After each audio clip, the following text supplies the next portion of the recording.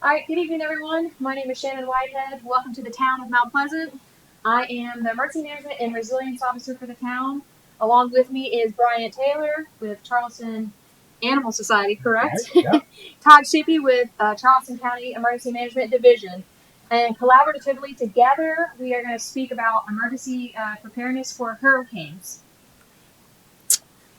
So I wanted to go ahead and just kind of put our town mission real quick just so people can understand what the town of Mount Pleasant's mission is that we have currently. And that is to deliver superior performance in a manner that is distinctive and impactful to each person served and that establishes a standard for quality that endures generations. Meaning we want to help everyone throughout generations to come. So 2024 is supposed to be a pretty,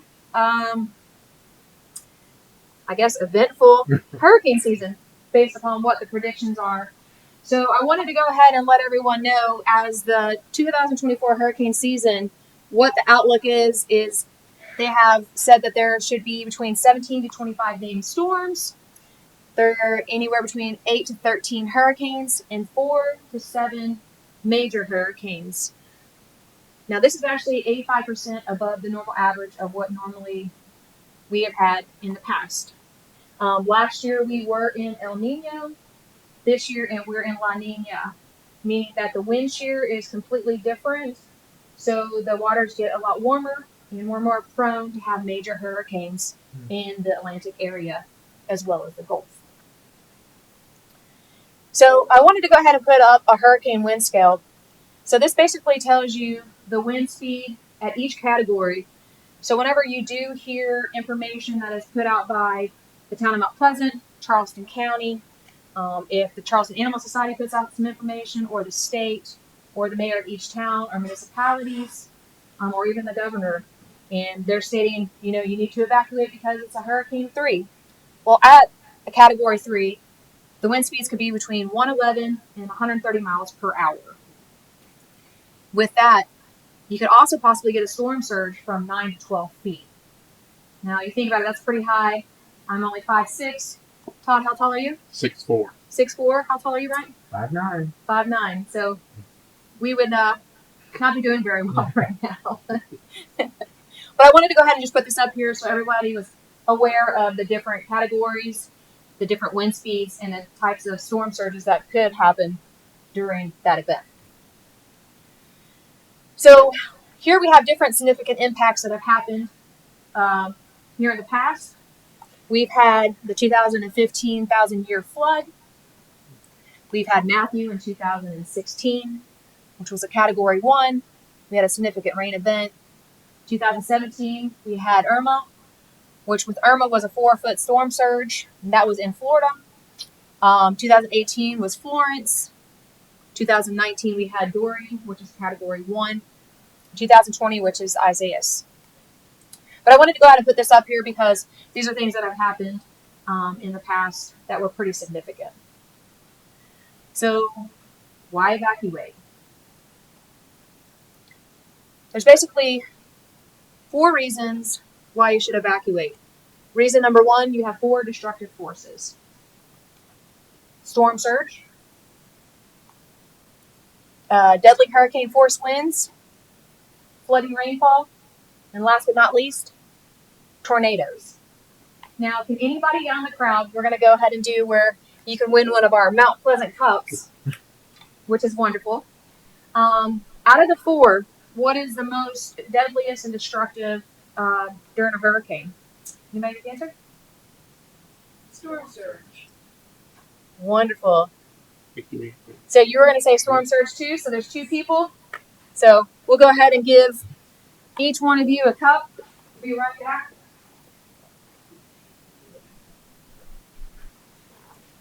Help you out. Thank you, Todd. Congratulations. Thank you so much. So yes, storm surge is correct. That is one of the deadliest portions of a hurricane and cause the most destruction, along with these others. And the reason for that, I'm going to go ahead and play this video to show you why storm surge is something that you should take heed to and watch out for and evacuate due to this because we're a coastal area. see if I can get this to play. Storm surge is a devastating killer that can destroy coastal homes, travel miles inland, and find its way to your house with terrifying consequences. This is why you evacuate. Water invades your home, and within minutes you're trapped. A few inches can knock out the power. Furniture floats as the water rises, and by 3 feet, you better get your family to that second floor or even the attic, and make sure you have a way to get out in case you're trapped there. You also don't know when the water's going to stop rising. By 6 feet, this is truly life-threatening. This water's above my head and destroying all of these belongings. There are sharp objects, broken glass, and hazardous chemicals all around. And a storm surge of 9 feet, well, that is at the ceilings of most homes. Don't get caught in this horrible and deadly nightmare. I urge you to listen to local officials and evacuate when you're ordered to do so.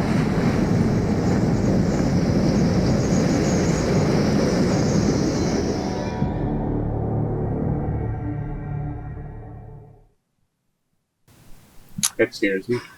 Yeah, just a little bit. What do y'all think? Yep. Oh. So I was kind of searching for videos to show the significance of being able to evacuate and what storm surge can really do. And I thought it would be useful to put something where it shows when it gets inside of your home. You know, with us being in a coastal area, that's something that we have to think about. So, for instance, like Katrina, think about they had a 30-foot storm surge. Imagine how high that is. It was so destructive, so powerful. A lot of lives were lost. And you definitely want to heed warning when, you know, you're asked to evacuate. And if you could do it earlier than later would be best as well, so you don't get stuck in traffic. You know, most of the time I call it a go-away vacation if you can afford it. But this is something, the reason why most people should evacuate is just due to the deadly forces of the winds, tornadoes, rainfall, and most of all storm surges. All right, reason number 2. I wanted to put this graphic up here. You don't want to put yourself in this situation. So this is, you know, obviously doing one of the storms. The U.S. Coast Guard had to come out and rescue these people off of their ceilings. You just don't want to be in this situation in general. Reason number 3, this is what hurricanes threatening Charleston did elsewhere. So when you had Hurricane Michael, that was a devastation. That happened back in 2018 in Mexico Beach, Florida. And then here is another picture below. It shows someone being rescued at Hurricane Florence in 2018, Wilmington, North Carolina. That was closer to us. It's devastating to see these kind of things, but you definitely don't want to put yourself in harm's way if you don't have to. Reason number 4, Hurricane Hugo. We all know about Hurricane Hugo. Who was here during Hugo? Oh, you were? Awesome. What did you do for Hugo? Went to North Charleston. Perfect. Well, Hurricane Hugo obviously was one of the biggest hurricanes that we had in the Charleston area that made a huge impact. It hit Sullivan's Island at 130 miles an hour plus winds. And here's one of the graphics that shows that pretty much Sullivan's was wiped out. And you got to remember, even if we're not in Sullivan's Island, whether you're here in Mount Pleasant or you are downtown or you're somewhere else, it's only miles away. Just because it says it's going to go somewhere else doesn't mean it might not be closer to you. So just make sure you pay attention to your local officials, your news, weather forecasters to see what's going on. All right, so now we're going to switch over to, everybody should have a building your emergency kit. So I brought a couple things in to kind of show maybe something that you could use for your emergency kit if you have to evacuate. We do have a tote bag, but you can use other things such as a plastic tub. I was just recently thinking about doing a suitcase because it's a lot easier. It has wheels, you have a handle, you can roll it, and it's just more maneuverable. And you're able to put your stuff in it. We pack our suitcases every day. And I'm sure, I don't know, are you all the type that puts everything in there that you can and cram and sit on it and, you know? Yeah. Roll it up. Roll it up, sit on it. Zip it up. Yep. So Or try to. put as much as you can in there if all possible. So I have a little tote bag. So some of the things that I had just kind of put out myself and it's part of my emergency go kit. Todd, do you have an emergency go kit as well? We have an emergency go kit for our department. Every employee have to have one. We keep that in our office. And whenever we go out, like today, I have the emergency go bag in the county vehicle. I have one in my personal owned vehicle as well as one at home. So if an emergency or disaster strike, I'm able to grab and go. That's why they call it a grab and go bag. Yeah, that's wonderful. What about you?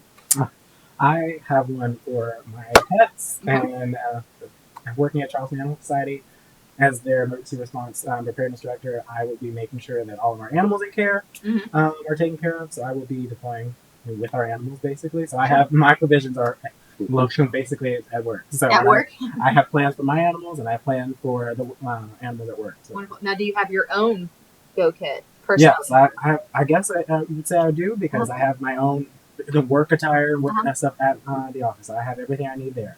That's wonderful. Now, everybody, a show of hands in the audience. Do y'all have an emergency go kit? Awesome. Awesome, yeah. Quite a bit of everybody. That's great. All right, so I'm going to go ahead and just kind of show some of these items just real quickly of what we have.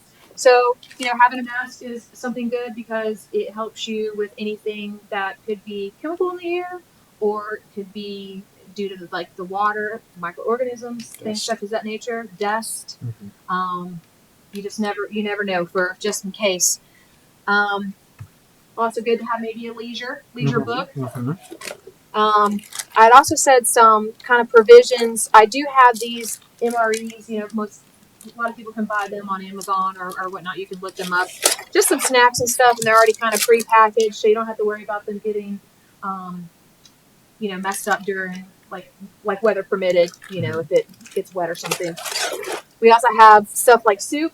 I highly recommend trying to get the cans that maybe have a pull tab, just in case you don't have, a can opener. I don't know how many people still have a can opener. I do. I'm old school. I do too. Yep. That's why with my can of peaches, I don't have the tab. But, it's always good to have something that you need, but something that can be preserved. Obviously, some snacks would be great. Maybe a phone charger. Just going to kind of go through these a little quickly. Water. This one is actually kind of like a juice box, but it is a water. It's got a 5-year life shelf. Or you can have just a regular bottle of water. Let's see, I also have like a first aid kit, just a small one, that has your just essentials in it. I did put flashlight, so when you go in and out, this is kind of a cool one. It doesn't cost that much. You can put it in here. But another thing a lot of people don't think about is maybe you don't have hands to hold the flashlight because you might be holding something else or doing something else, or you're trying to go somewhere and it's dark, and maybe you're holding on to your children or your pet or something such as that nature. So I always tell people it's very good to get a headlamp. Like, this works perfect. You just put it on you, turn on the light, and then you can have your hands for something else, whether it be your go bag, your children, your pets, something such as that nature. I always say this is my number one besides food and water. But a hand crank radio. You can have to get a little hand crank NOAA radio, very easy to use. This one's also solar powered as well. So I think it's hand crank, solar powered, and you do batteries, which is great. Make sure you do your important documents. It's always good to maybe have like a dry bag or something to put your insurance papers in, any kind of documents that you would need that you don't want to get destroyed. Another thing is maybe some medicine. I do highly recommend, because we are in Charleston, South Carolina, Mount Pleasant, we're next to marshes and stuff, definitely do some sunscreen as well as some bug spray, because you never know. Most of the times that hurricanes do strike tend to happen during August and September, some of our hottest months. And you also get the no-see-ums. Maybe some hand sanitizer or some wipes or something. And maybe just a rain jacket or a poncho, something easy to put into your go bag would be wonderful to have. Another thing, too, just to think about is cash. Yeah. Have some cash on hand, because the ATM machines may not work. Obviously, the banks will not be open. I know a lot of times, too, I was actually in New Orleans when they had their last hurricane, and I was helping out doing different work when I wasn't here at the town of Mount Pleasant. Well, none of their credit card machines worked. So if you didn't have cash, I mean, you had to physically go around places, and it took me forever to find a place finally. But having cash on hand is wonderful, filling up your tank and stuff. So these are just some of the items that I had for, building your emergency kit. You can also find, other kinds of lists on, was it ready.gov, Yes. Charleston County's website for your pets, the Charleston Animal Society. Mhm. You can also find it on our website, which is tonpsc.com. But this is just some suggestions. You want to make your emergency go kit that tailors to you and your family. All right. So now we're going to go into know your zone. So I'm sure by now everybody has heard that the state of South Carolina has new zones. They didn't change any of their routes. Am I correct on that? Correct. Yeah, because I remember Only zones. I just kind of look at Mount Pleasant and then that's it. I was telling myself when I live in North Charleston, so I'd be going the opposite way when everybody's, heating morning. But yes, we do have some new zones. So just make sure that you determine your evacuation zone by consulting evacuation maps available through your local government websites, emergency management offices, or by contacting your local authorities. Use available tools that are online. You can use your apps, different things such as that nature.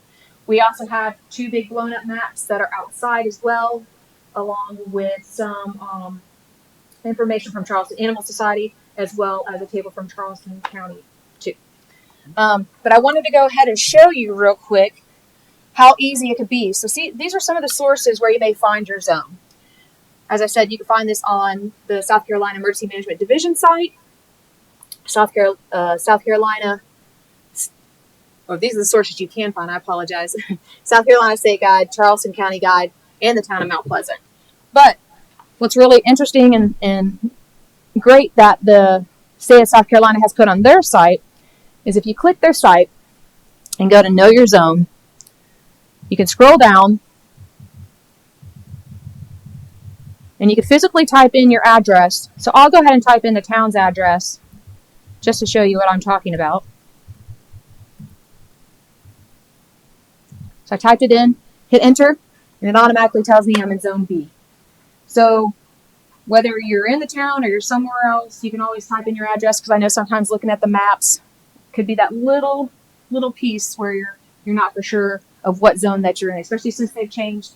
So please get your state guide or your Charleston County guide, or look online, use these tools to make sure you know what zone that you are in now, since they have changed. But just to reiterate, the evacuations, the way you evacuate has not changed. So the evacuation routes. Right. Perfect. All right. I think I'll get out of this.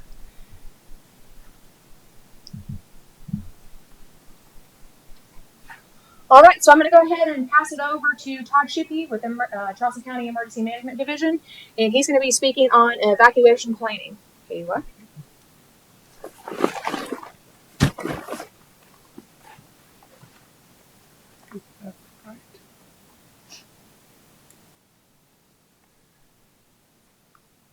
All right.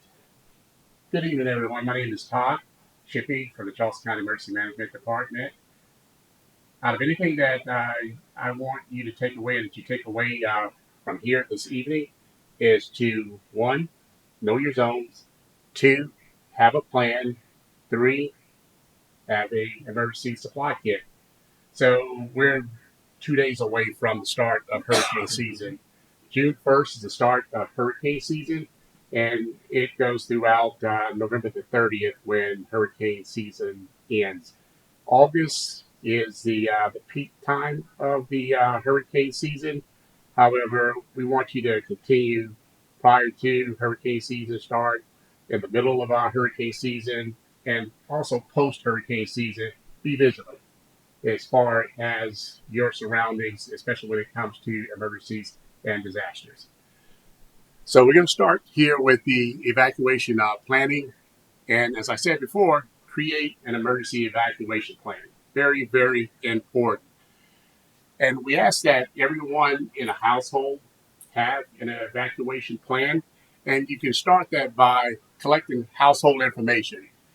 Family members, phone numbers, and email address for everyone in the household. We have the family communications plan, and inside that family communications plan is an area to write this information down. And each person should have a booklet with this information in it. And also school, daycare, caregivers, and workplace emergency plans. Know the plans and discuss that with the children for those that have children.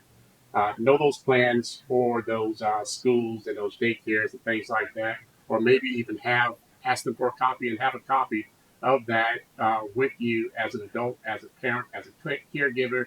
So if by some chance that an emergency or disaster strikes, you're able to refer to that information, whether you're in your car, at home, and you basically have an idea of the daycare and the school, what they're going to do. So, not expecting your child to be at one location when the plan says that they're going to be at another location. Out of town contact. Identify someone, may be a friend or family member outside of your community or state, to act as a single point of contact.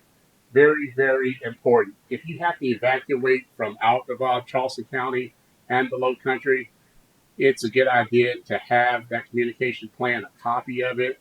You could place it on your counter, in your kitchen, or on the refrigerator, or somewhere where if someone needs to access your home and conduct some type of a check to make sure that you're okay, they can see that communication plan right there on the kitchen counter, right there, or on the table or so, and then thumb through that and use some of the information to reach out to either that out of state contact, whether that may be a friend or a family member.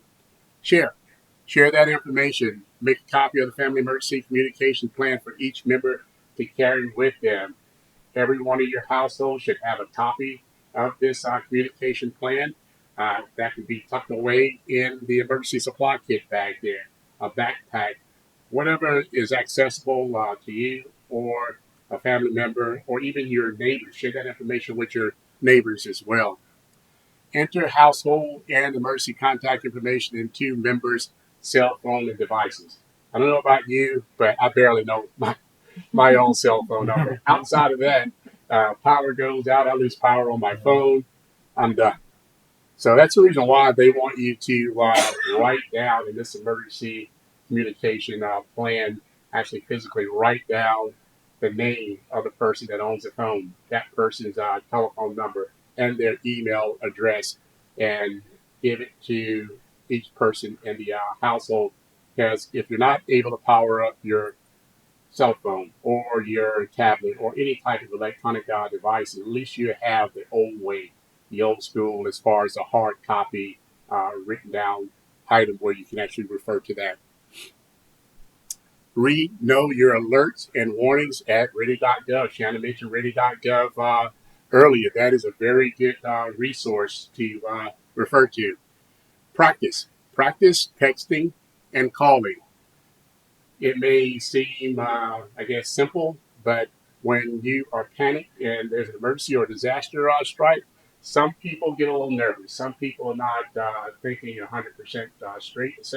So try to possibly maybe a jog or a couple of push-ups or so. Get your heart rate up and try to enter your number or a family member or a friend's number under stressful conditions or so into a cell phone and see if you can do it. When an emergency or disaster strikes, people's personality change. Some people's personality change. Discuss that information. You should send by text short messages like "I'm okay. I'm at the library."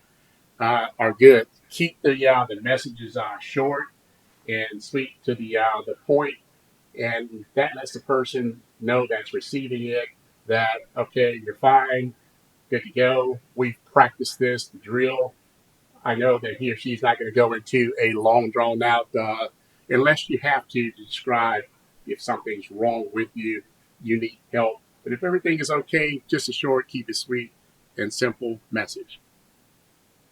Evacuations actions. Be prepared. Contact your local emergency management office for advice.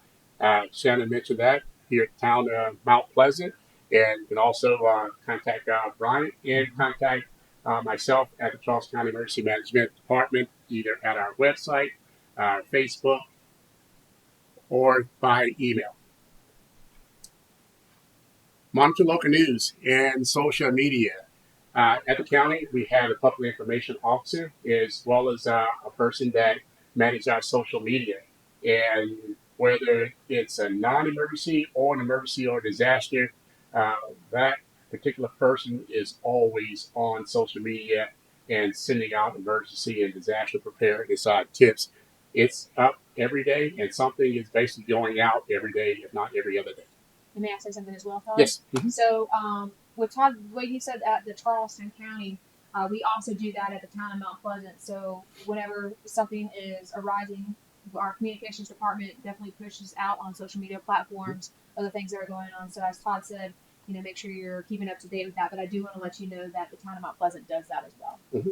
And both the town of Mount Pleasant and the Charleston County Public Information Officer, they work in unison together. So you will get one message, one single message from both sources. And you don't have to worry about conflicting information or conflicting your message. Yep. Who should I listen to? Where should I go? The town of Mount Pleasant is putting it out. It's golden. And the same thing goes for the county, as well as the same thing goes from this South Carolina Emergency Management Division, the state in Columbia.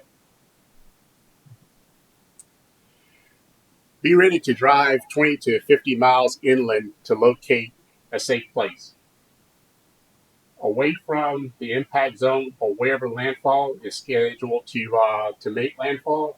Normally with a hurricane, we will know, everyone will basically know about 12 to 14 days out that a hurricane is en route to Charleston County, and whether it will make a direct landfall or if it will go around Charleston, you will be provided with that information in advance prior to any type of landfall.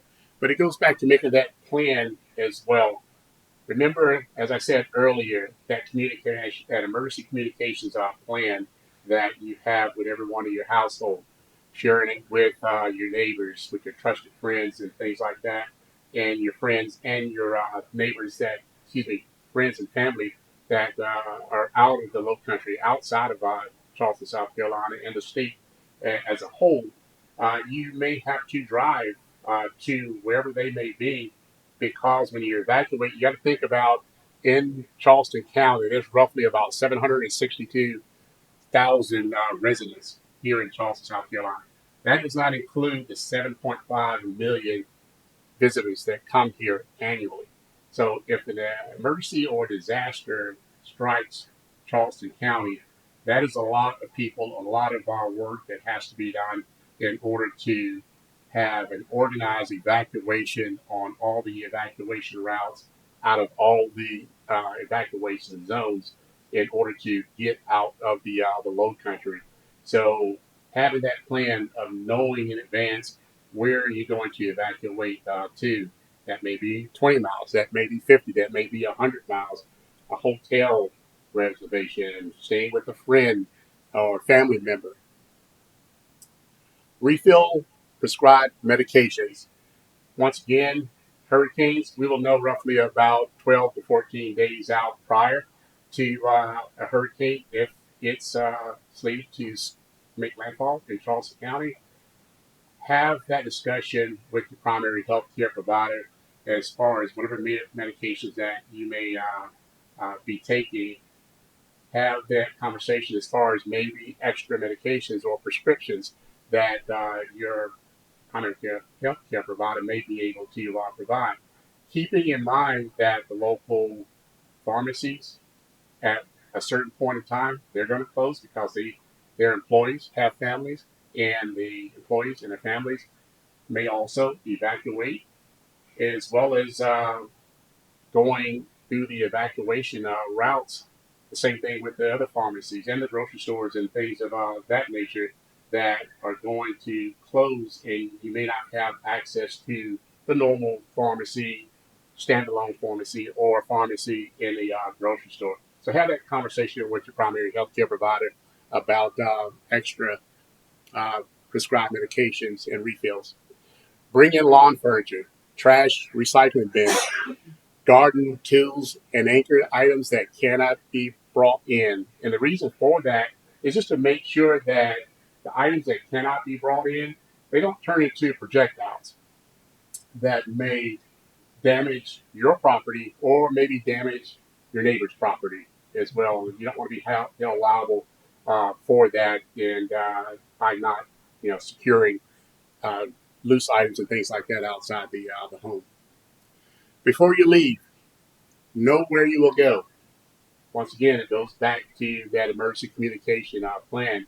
Having that plan, sharing that plan with everyone in your household, sharing that plan with a neighbor, a trusted friend, and that friend or family member somewhere in the Midlands or the upper state or outside of South Carolina, they have that plan. Have a plan of where you're going to go.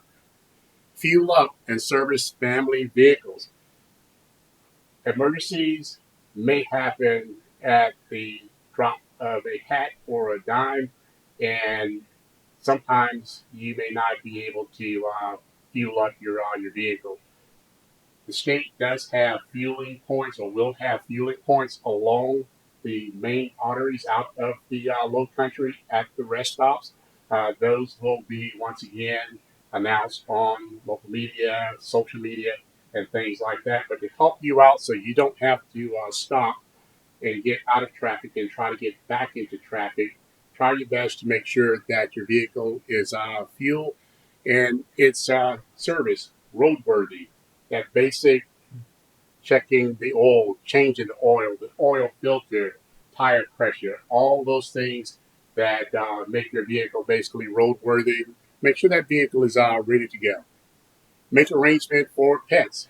That's right. I know Bryant likes that one right there. Pets are a part of our family. And just as we need an emergency supply kit, a go bag, pets also. And I'm not going to steal Bryant's thunder, but he's going to go over the emergency supply kit for our pets, which is very, very important. So make those arrangements for pets. If you're not able to take them with you or so, check and see if there's a shelter that may be able to accept your pet. If you have to go into a shelter, some shelters take pets and then some shelters do not. Find out now up front while there's blue skies, white clouds, which are those shelters that do or do not accept pets. Turn off gas, electricity, and water. Turn these items also if that emergency or disaster does, for whatever, unfortunately strike your property. It's not going to compound the damage to your house because you had gas and electricity and water to feed to whatever that danger might be.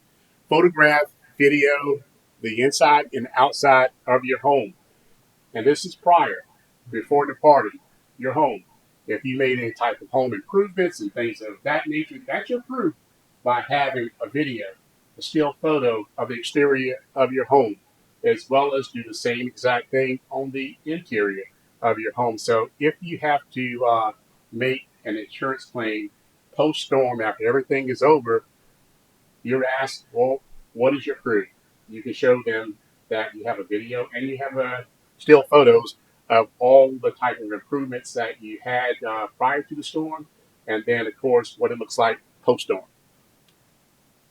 And before I go to the next slide, I like to say, when you get the all clear to come back into South Carolina, back into the Low Country, back into your neighborhood and community, please do these same things in reverse, starting with the photograph, the video, inside and outside of your home post-storm. And I throw in there that Bryant may cover this also, but when you evacuate, think about the wildlife that's got to evacuate also. They've got to find a place to get to high ground and evacuate. So be aware of wildlife that have maybe temporarily made your home their home, mainly the alligators and the raccoons and the possums and the snakes and things like that. Oh boy. That would not, especially snakes. I'm afraid of snakes. Yeah.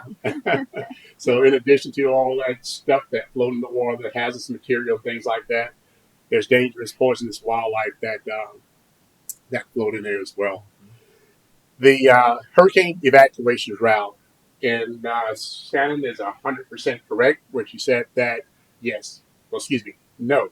The evacuation routes have not changed.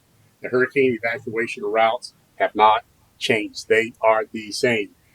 And you will find this hurricane evacuation route in the South Carolina Emergency Management Division in their 2024 Hurricane Guide, as well as the Charleston County 2024 Hurricane Guide as well. And when you get a chance to open up and look inside both of those hurricane guides, and if you're able to see in the bottom right-hand corner that symbol that signifies evacuation route, it's got a twirling white uh, hurricane symbol there, and a blue background, and the letters are white that says evacuation routes. Trust me, those evacuation route signs are where they're supposed to be at, and they are throughout the county, throughout the whole country. And how I know that is because the Charleston County Emergency Management Department, as well as the Charleston County Sign Division, go out every January in vehicles and drive around to all of these points to check and to make sure that these signs are where they're supposed to be at. Why do we do that? Is because sometimes these signs get vandalized with paint, graffiti. They are used for target practice. They get torn up. They get moved around, and all kinds of things. So some places they have to be replaced. And our sign division is an awesome shop that accompanies us on our little tour around the county and make sure that the evacuation route and that they're all where they're supposed to be at. Seeking safety shelters. The emergency shelters are a place of last resort. If you have to evacuate, if there is an evacuation order given from the governor's office down to the municipalities, please, please, please, please follow all instructions from the elected and appointed officials, as well as law enforcement and the South Carolina National Guard that are going to be out there on the roadways out there assisting you on the evacuation routes out there. But the shelters are the last resort. What we really want you to do is to have that communication plan.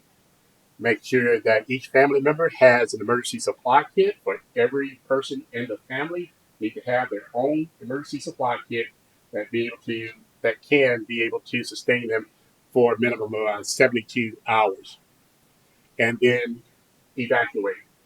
Based off of your experience and your resources, you are able to evacuate without being told to do so. If your experience and your resources have told you in the past that, this might be the one, uh, don't wait to be told to evacuate. Because once again, remember how many people I told you that live in Charleston, residents that live in Charleston, 760 some thousand, 7.5 million visitors to Charleston every year. And I believe that that number is growing daily. Probably people moving in today, sometime as we were working today. So just think about all those people that are trying to evacuate as well. If you have the resources and you have the know-how uh, ahead of time, and you want to evacuate, feel free. That's your option that you can evacuate prior to an evacuation order. The South Carolina Department of Social Service and the American Red Cross, they provide the safe shelters. Those are the two main agencies that will provide and run the shelters if they need to be activated here in the Low Country in Charleston County. You are able to text shelter and your zip code to 433 62 to receive a list of nearby shelter locations. Right now, if you did that, it would not show you any shelters, but it would become active just prior to the a disaster, and prior to them being open, you can text to that number. Well, as you said, prior to of making your emergency plan and putting specific numbers within your phone, such as your family members, Exactly. your doctors, different things such as that nature, maybe it might not be a bad idea to go ahead and have this in your phone. So if that time does arise, you're not wondering, oh wait, what was that number again? And you already just have it, and then like as you said, when it happens, they can find shelters. Yeah, Yeah. that's another important number to place and put in your phone, in addition to your work phone numbers, to your supervisor, managers, desk. If you need to call back or whatever the case may be, find out what's going on in the company, the agency, the department, places that you normally use and visit on a day-to-day basis, or so, or something like that. Those are important numbers that we want you to record and place in your phone. Bring emergency disaster supply kit and pet emergency disaster supply kit. There it goes again. Shannon's mentioned it. I just mentioned it, and I bet you Bryant's going to mention it as well. That emergency supply kit, emergency disaster supply kit for a person, a human, as well as the pet, it is so very important to get those items together now, assembled now, while they are available now, because the time to get them together is not when a public information officer starts to send out emergency information, and then you start to think, let me go over to so-and-so store and get them. It saves you the frustration of standing these long lines, sitting in your car in long lines, getting out of your car, going into a place and standing in a long line, and hoping that the prices are still the same and the items are still the same. But we're not going to go into all that. Bring bedding items. Cots and blankets may not be available at the shelters. Once again, from the city, the town, the county, and the state, public information officer will provide you with information of when and where the shelters will open, and what items are available and what items are not available. But always plan for the worst to have those extra items packed away and placed in your car. Evacuation actions. So our seniors and functional needs and also children are our most vulnerable populations. But we're going to talk about briefly our seniors here, and ask that our seniors, as well as their caregivers and family members and friends and neighbors, help them to assemble an emergency supply kit. And their needs are probably going to be different than our needs or your needs, Shannon's need, Brian's need, Todd's needs. So I do wear reading glasses, so that fits me. But helping a senior get together and assemble an emergency supply kit is very important. And those things can be eyeglasses, wheelchair batteries. Help them to avoid scams. Make sure that they are aware of scams. Don't answer calls and respond to texts from numbers that you do not know. I do that any given day. If I do not have someone's number saved in my phone and it rings, other than work, for the record, other than work, if it's not saved in my personal phone, it will go unanswered. Don't give personal or financial information for a request you didn't expect. If you, by some chance, answer your phone and you get a random out of the blue call and someone starts asking you, hey, Shannon, hey, so what is your social security number and what is your bank account number? Bryant, I would start scratching my head and start, wait a minute, sounds like a scam. Click. Assemble emergency supply kit and make arrangement for pets. There they go again. I'm helping. I'm doing a segue for Bryant, for his presentation out here. Create a network. Keep a constant list in a watertight container. That emergency communication plan, important documents. So Uh, there's a lot of things that you can go online or go to the local stores and things like that and get waterproof bags and that will seal up and protect your important documents like your insurance policy for your home, for your car, um, mortgages, and all types of financial law papers for identification, for proof of identification. If you have to uh, file for any type of emergency disaster type services and things like that, I think 9 times out of 10 they want to see some form of an identification ID card or driver's license, maybe a social security card, maybe a birth certificate. Have all of those things together in some type of a waterproof bag. Locate those items now. Passports. Uh, I talked to someone just last week, and they actually told me I cannot tell you the last time I saw my social security card or my birth certificate. And one person actually had to go and get a new one because they could not find a social security card. So look for those important documents now today. Functional needs. Assemble an emergency supply kit include assisted technology and medical supplies such as oxygen tank. There's a host of different medical supplies and things like that for functional need people need, and helping them identify those items and helping them assemble those items and make sure they have enough oxygen and extra batteries and different types of prescribed medication and things prior to an emergency or disaster. It will be very helpful, beneficial for them. Have a plan or a backup resource to power essential medical equipment. Shannon mentioned it before. Power goes out, ATM machines stop working. Anything that basically runs off of and needs electrical power will stop running until that battery charge runs out. Some people are able to have resources as far as backup generators and things like that. Have a plan. Find out if you do not have backup power generation, where there may be places that you can turn to go to power essential medical equipment. So for some of that information, where you can turn to, you can go to South Carolina Department of Aging. Their number is 1-800-868-9095, or visit them at www.getcaresc.com. That's the South Carolina Department of Aging. And I will turn this over to Bryant. All right. Thank you so much, Todd.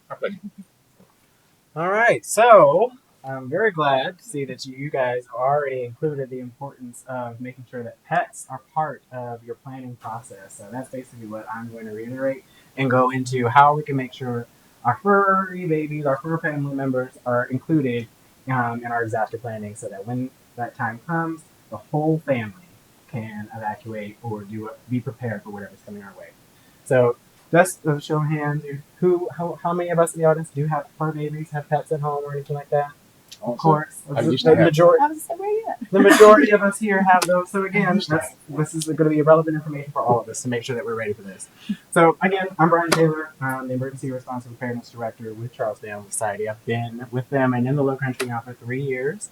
I moved from up north where it snows, so I used to just have to worry about, snowstorms, where people would say, the snow is going to snow. We got to make sure we get the bread milk. We got to get the bread milk for these snowstorms. Well, down here, and for your pets, you want to make sure that you have your necessary supplies for yourself. But you also want to make sure that you have your pet supplies. Make sure you have your dog food, your cat food, your litter, anything that you might need so that you can weather that storm with the entire family.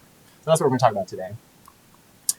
So just a little overview as far as Charleston Animal Society. What I work on to make sure that we are ready for hurricanes or any kind of disaster is to make sure that all of the animals that we have in our system of care are ready for hurricanes, flooding, anything like that might come our way. And as far as hurricane season, unfortunately for us, coincides with our highest intake of the year. Right now, between June and through November, we have anywhere from 600 to 900 animals in care. And that's, again, something, my job is to make sure that, when hurricanes or storms come our way, that we have a plan in place to how to keep all of our animals safe and how we're going to get through that situation. And that's why it's extra important for members of our community to have plans for your pets, because again, we're worried about these 600, 900 animals that we have in care, all those cats and dogs and bunnies and hamsters and everything in between. It's more important for our members of the community to make sure that you guys have plans for your pets so that you guys can evacuate safely. Because again, we have a lot on our plate as well. So we're trying to make sure we get all that taken care of. Thankfully for us, we're in North Charleston. We are on high ground. We're farther away from the water than you guys are here in Mount Pleasant. So more often than not, our building is thankfully very secure, but we still do a lot of things to make sure that we have all of the things that we need to make sure we can feed and care for all those animals during times of storm. So we're always making sure our inventory is good as far as food, necessary medical supplies, things like that. And during storms, if it's a milder storm, we'll have a skeleton crew that will basically stay at the shelter to make sure that we can take care of our animals in care.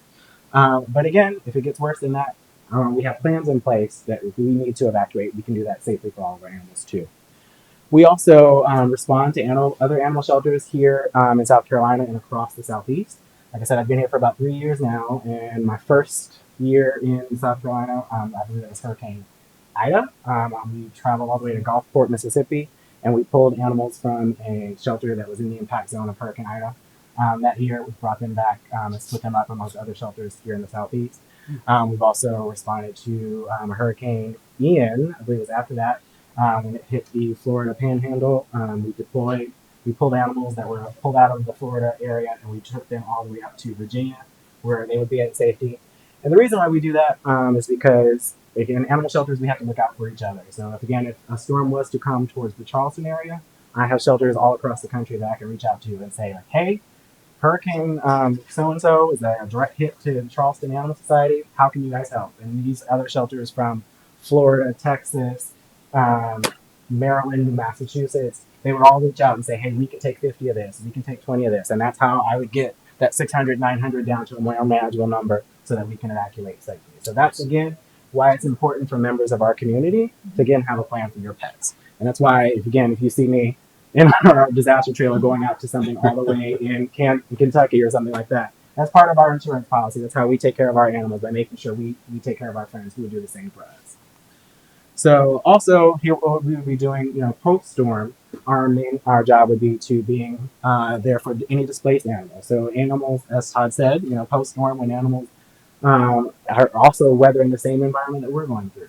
So any animals that are displaced from their homes, we want to be able to be the source to hold those animals, those pets, so that Charleston County residents can come to us and hopefully be reunited with their family members. So that's another reason why we need everybody to have their plan. Hopefully they're able to take them with them if they were to evacuate. But if you were to be separated from a family member of yours, you would come to Charleston Animal Society and hopefully be able to be reunited with your pet. We also lend out our veterinary teams as needed to help assist with any emergency shelters. So that's another role that we help out with here in the community. Okay, so again, we're going to talk about this plan and how you can make a plan. And like I said, it should include everybody in the family. So like Todd and Shannon have said, everybody in the family needs to have their own go kit and their own plan. It also needs to apply to your pets, so your dogs, your cats, your birds, everybody that you have at home. So obviously, when you're making your plan, you're going to think about two scenarios. You're going to think about if you were to shelter in place, or if you're going to evacuate. Obviously, sheltering in place is going to be for something that's going to be less severe. You're going to be thinking about, if it's like a tropical storm or anything like that. You're also going to take into consideration where you're located, how at risk are you, or how close you are to water, or what's your home made of, things like that.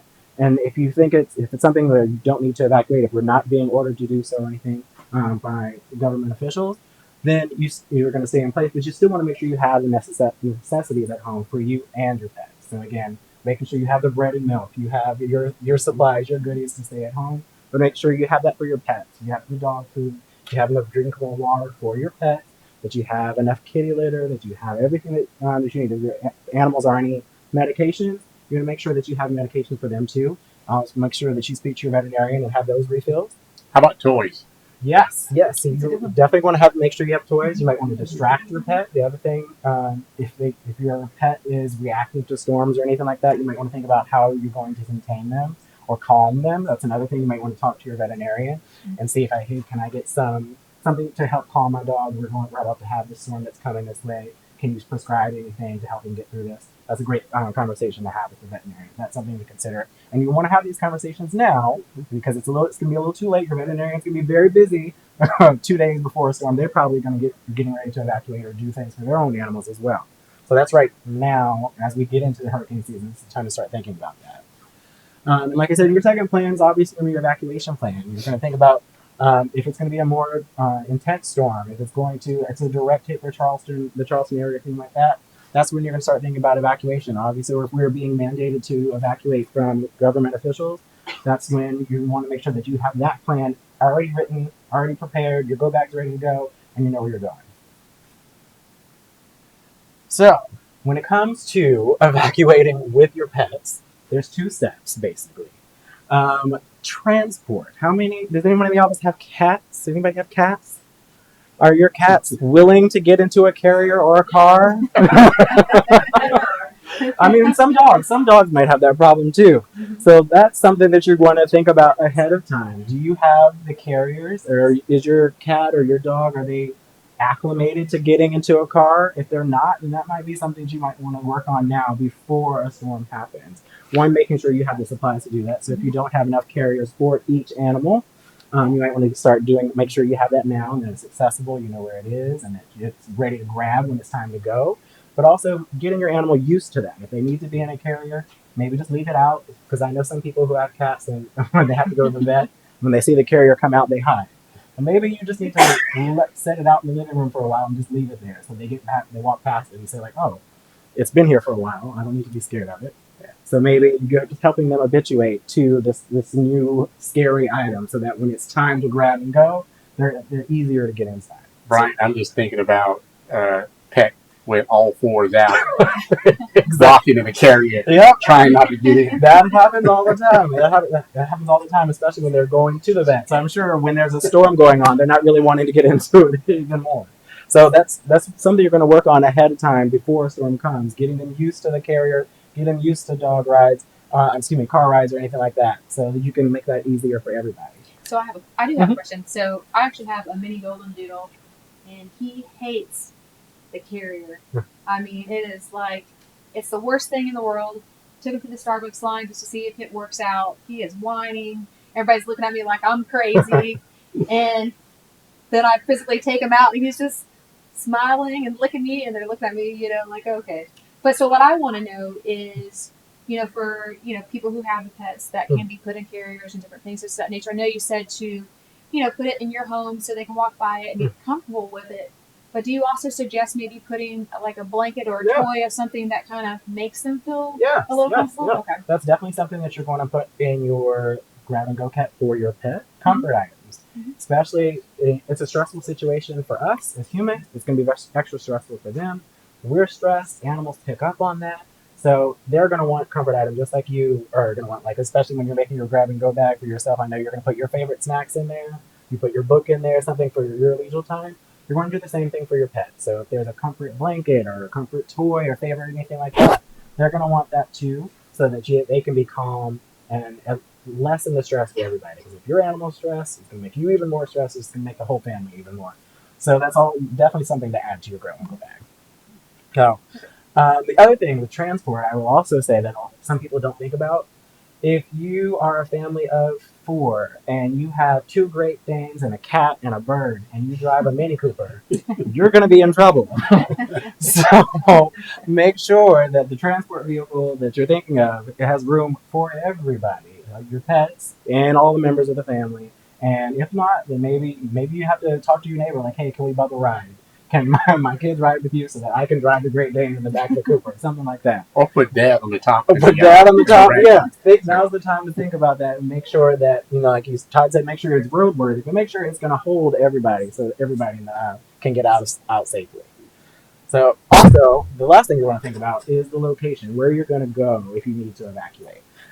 Mainly if you're going to stay with family and friends, if you've got lucky enough to have some family in Columbia or Greenville, you want to give them a call now, but not just before when the storm is coming. Be like, hey, I live in Charleston.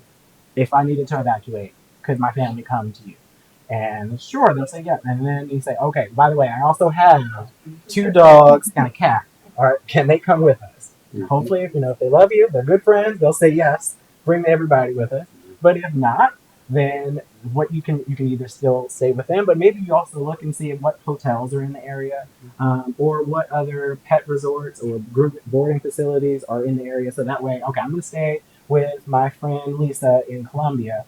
Can't bring my two animals, but down the street there's a boarding facility. I'm going to call them and see what their requirements are and everything. So that way I'm prepared. I know I'm going to go. I'm going to evacuate to Columbia. I'm going to stay with Lisa, but my pets are going to be 2 miles away at the boarding facility down there. And I'm going to write down the information so I have it with my grab and go kit. So you're going to think about all those things ahead of time as far as where you're going to go. There's also, again, hotel options. You're going to Google the area and make sure which ones accept pets. Some of them have pet limits. So again, if you have more than one or if you have more than 2 pets, that hotel may not work for you. So you want to find out all that information now so that you can establish where you're going to go with you and the entire family. You're also going to ask what they require. One big thing with boarding facilities, grooming facilities, or hotels, if they do accept pets, they might ask for proof of vaccination. So that's something that you're going to want to keep with you in your grab and go kit, so that when you get there, you're not turned away because you don't have proof of vaccination, or you're going through your forms or trying to get somebody to email you your vaccination thing during a crisis like this. So all the things you want to think about now before something like this comes our way. So, like we have talked about your own emergency kit, you're going to make one for your pets. It's going to look very similar. So when you think about the things that you made for yourself, same thing that you're going to want to include for your pets. Like we talked about earlier, you want to make sure you want to include a comfort item like their favorite blanket, favorite toy. But you want to think about how you might have to restrain your animals where you're going. You might need like a dog crate or anything if you're staying with your friend Lisa, who's willing to let you keep them, but she wants you to have a spot where they can be to get away from her stuff. So if you want to have bring a carrier or something for them to stay in. If they have on any medications, you want to make sure you bring that. Make sure you have food and water for them. Any ways to clean up after them. So if you need, doggy bags or paper towels, some kind of cleanser. If you have cats, obviously kitty litter and a litter box. And another big thing that a lot of people don't remember, you want to make sure that you have pictures of you and your pet. So if you were to get separated from your pet, you want things that will help prove ownership and help you get reunited with your animal. Even like if you were to go to your friend Lisa's and your dog was to get away in Columbia or something like that, or if you were boarding your animal, an accident happened, you need to be able to prove ownership. So if you have their microchip information, again, those vaccination records that have your name on them, and a picture of you and the pet, those are all things that you want to keep in your emergency kit so that, again, if God forbid, if you were to get separated, you have all that, and again, you're prepared ahead of time. Also, collars and leashes, all the usual stuff are things that you're going to need to have with you with your grab and go kit for each pet. You want to make sure you have this for each pet again. So I have 2 dogs, so I have two of these for Brody and Cardi. So I do have a question. Mm-hmm. So, for instance, for like your leashes or harnesses, do you recommend to maybe try to bring 2 in case one breaks or something? Yes. That's always good to have extra. Again, being an animal person, I have like 7 in my car right now. I have Brody and Cardi's, but then I see some dog that's just running away. I always have an extra in my bag. Prepared. I'm always prepared when it comes to animals. So yeah, always good thing to have extra, and especially like I said, it's a stressful time for you and your pets as well. So sometimes they might be extra nervous or skittish or something like that. I've seen dogs that will pop their collar or get out of their leash or something like that. So that's more reason to have other options so that you can be flexible in those kinds of situations. So Bryant, like loud thunder, explosions, earthquake rumblings, and all different types of things like that could upset. My own dog Brody, he was for the longest time he was okay with severe storms, but then recently, during the 4th of July, everybody likes to shoot off fireworks. Oh, yeah. Now, he saw them. He one shut off while we're out on an evening walk. And now, anytime it's thundering or lightning, he's hiding in the closet. So, obviously, you would for a hurricane or something like that, again, our animals are going to react to that. They're going to pick up on the stress of the situation. That's another good reason, to have that conversation with your vets ahead of time. They can prescribe things that will help calm them down. There are all kinds of like the calming jackets that you can get for your pets that give them that little secure hug. Those are all good things to include on your pets. Grab and go kit. Again, anything that makes them calm will help keep you calm, to keep everybody in a good situation. So. Yeah, and that's gonna be it. This is little Brody, ready to go for cute. his. I have a question. I do have a question. It may seem silly. My family just got our first puppy. He's 10 weeks old, so he is new to the family. Along evacuation routes, is it acceptable, at rest areas to let them out and take care of their business? Can you talk about that a little bit? I'll let Todd cover that as well. I'm sure it is. I know that most those rest stops do have a pet area for that. Yes, and it is acceptable. So with the law enforcement, primarily South Carolina Highway Patrol, as well as the South Carolina National Guard, they will be out on the main roadways out there, the evacuation routes out there, to not only assist with minor type of car repairs, say for example, a flat tire, be able to assist people with getting that vehicle back into a roadworthy condition, something minor, and then on its way. But also, they also understand small children and elderly, as well as pets and things like that. That, as Bryant said, it's a stressful situation for everybody, the driver, the passengers, and they understand that a break is needed after so often of a time. And that's one of those things where you just have that kind conversation, roll down your window and have that kind conversation with a law enforcement officer, as well as the South Carolina National Guard, and just let them know is that, hey, I got some kids here. They need to stretch their legs. They need to go to the bathroom. Everyone understands that. And I've got pets as well that need to get out and do the same exact thing. So that's just one of those things where you don't want to impede or stop or hold up traffic and have a long drawn out conversation. Just a quick conversation with law enforcement and South Carolina National Guard. Get their permission first. Don't just start weaving in and out of traffic, doing all kinds of things that is unsafe to yourself and to other motorists out there on the roadway as well. Law enforcement and South Carolina National Guard out there is trying to protect you as well as themselves and get everyone out of their disaster zone and get home or to a place of safety. So without a doubt, 100%, I know that they would understand that kind conversation of having that with them, and will even direct you so many miles or feet up. Sure, there's a rest stop or there's an area that's already designated for you to pull off. Take a couple minutes to do that and get everybody accounted for. Make sure you got everybody when you stop at these rest stops. I can't remember what movie that was. They left somebody. I don't want to. I know one was Home Alone. And then there was somebody else.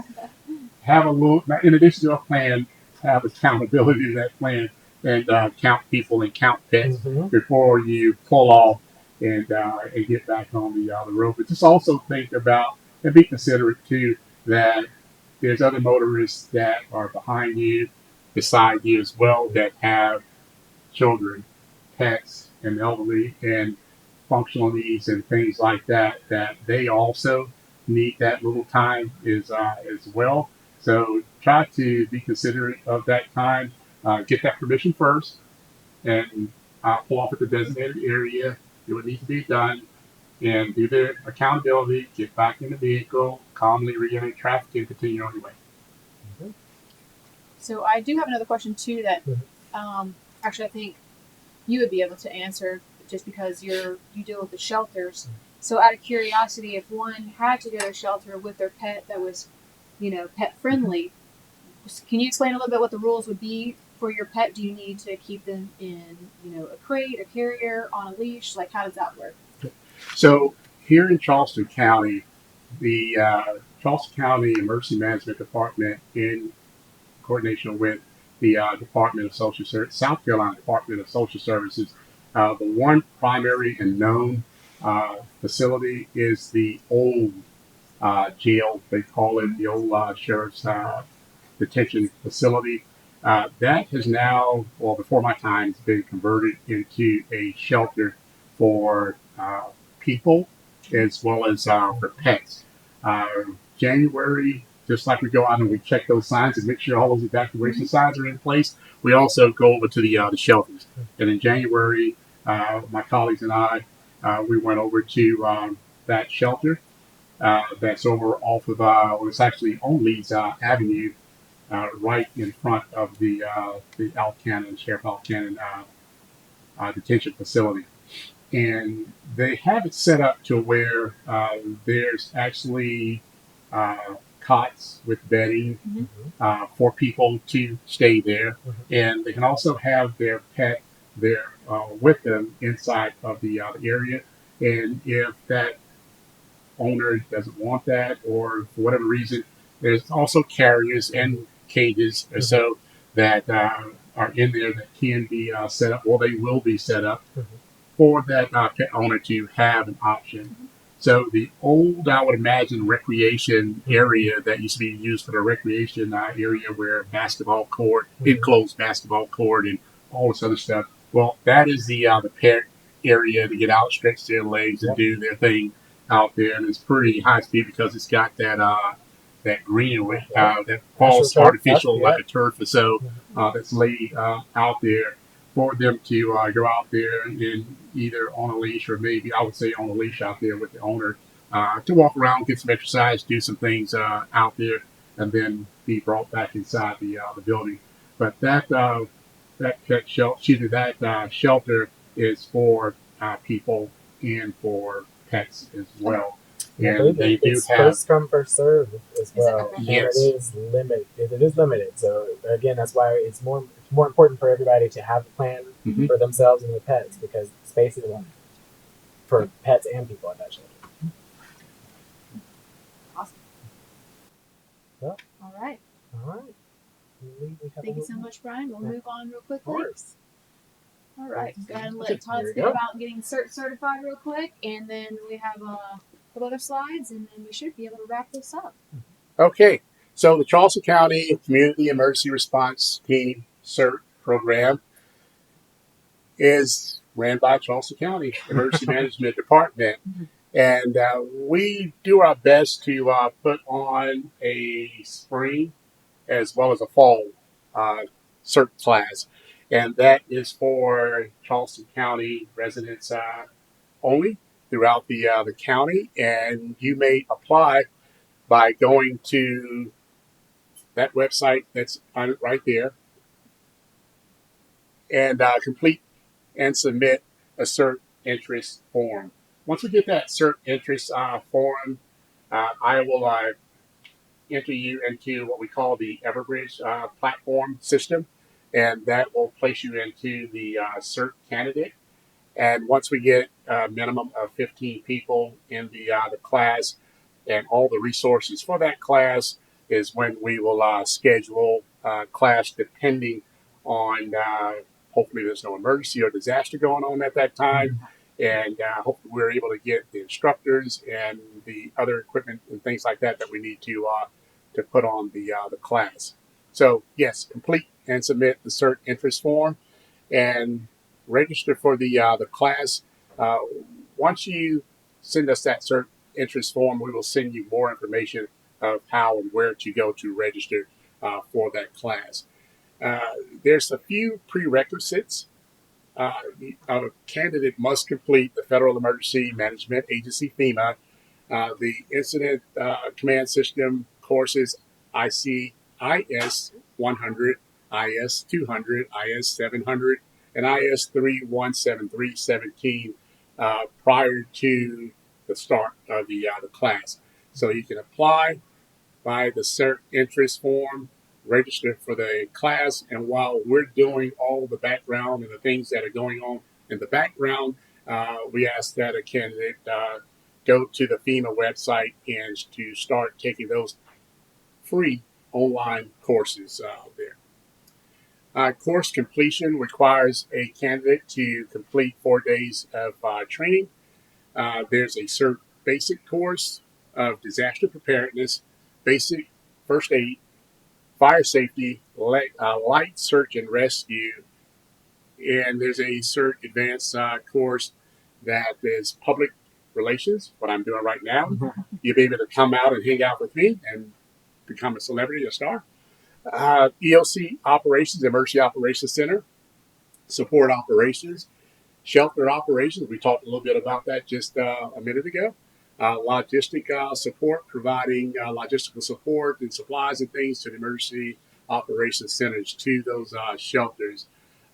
So a note, this advanced course, it happens in breakout sessions during the CERT basic course. So they're ran simultaneously.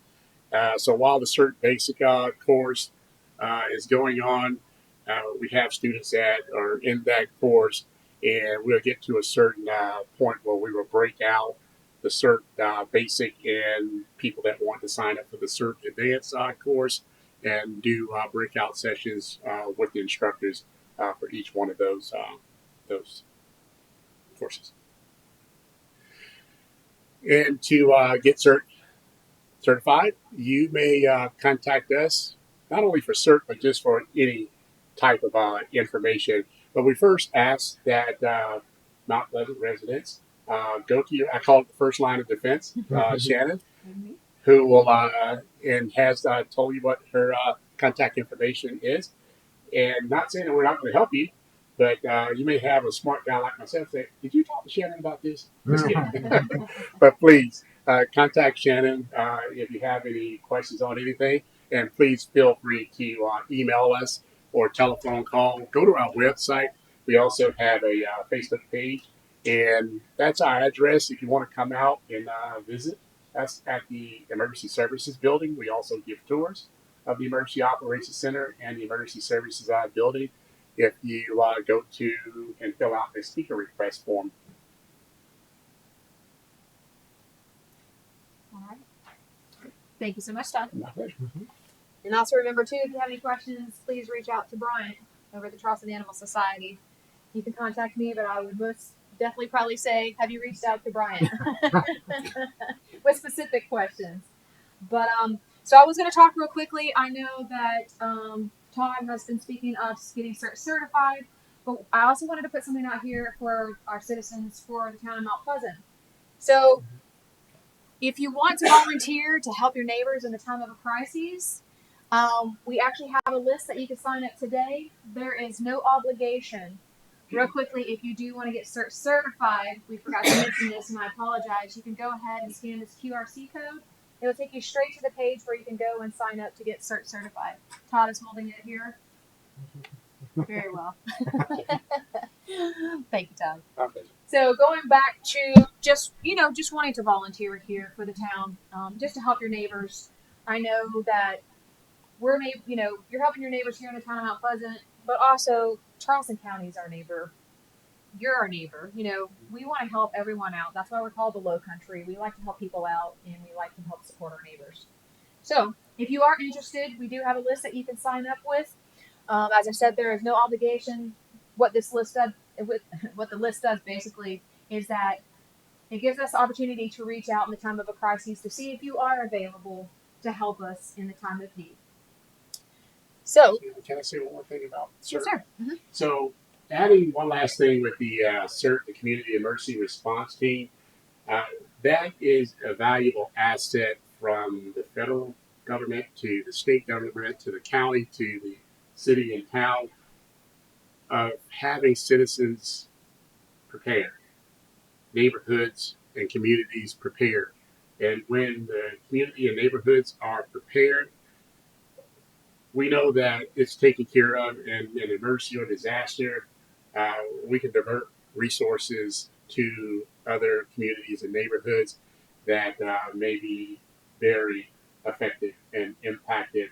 Not saying that we're neglecting anyone or so, but it's just a comfort knowing that there's neighborhoods and communities that have qualified, certified team leaders and members and things like that have been through the training that, oh, by the way, you get a free nice backpack with a whole bunch of preparedness equipment and things like that, and that you have that equipment and you're taking care of the city, the town, the community, the neighborhood, and we'll be able to send those resources to heavily impacted areas that may need it most.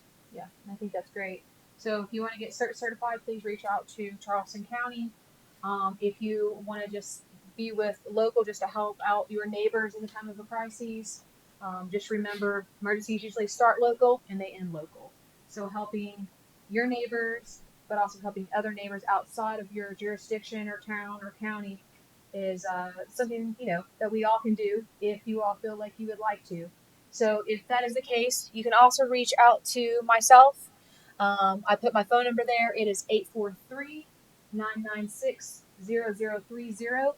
Or you can also email me at swhitehead@tompsc.com. Or you can also reach out to Liz Boyles. She is here as well. She's part of our planning department. Her and Kara have helped put on the whole town talk. I'm sure you've seen them on the podcast that's been locally here, which has been great. But Liz also helps assist us during the time of a crisis. And so her contact information, she's part of the Neighborhood Livability Division Chief, or she is the Neighborhood Livability Division Chief. Her number is 843-884-1229. Again, 843-884-1229. Or you can email her at eboyles@tompsc.com. And any questions we have real quickly? I know we kind of went over a little bit, but I know we had questions throughout the whole time with the presentation that we had. All right. Well, again, my name is Shannon Whitehead. I'm here with the town of Mount Pleasant. I'm the Emergency Management and Resilience Officer. I do want to thank Bryant Taylor with the Charleston Animal Society. Thanks for having me. Yep. We all know that's what everybody really wants. We do greatly appreciate you coming out. And Todd Shippy with Charleston County Emergency Management Division. As this shows in itself, helping each other, that's what we're doing now. We're collaboratively doing this together. One team. One team. That's it. So thank you so much. All right, everybody, have a good night. Thank you.